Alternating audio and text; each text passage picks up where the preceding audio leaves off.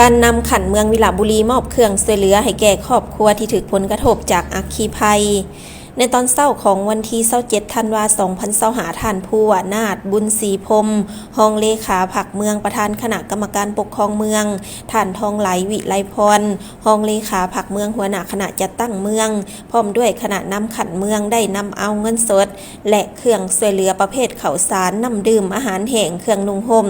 และเครื่องใช้ภายในครัวเรือนจำนวนหนึ่งไปมอบให้แก่ครอบครัวนางบูอายุ62ปี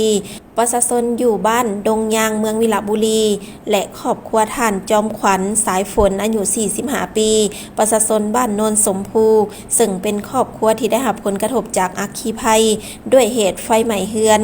ต่างหน้ามอบเครื่องช่วยเหลือในครั้งนี้โดยแม่นท่านผู้ว่านาถบุญศรีพรหม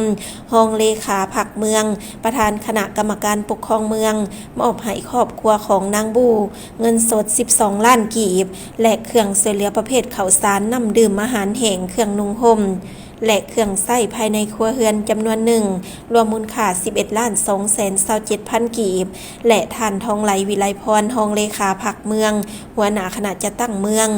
มอบให้ครอบครัวท่านจอมขวัญสายฝนเงินสด6ล้านกีบและเครื่องช่วยเหลือประเภทข้าวสารน้ำดื่มอาหารแห้งเครื่องนุ่งห่มและเครื่องใช้ภายในครัวเรือน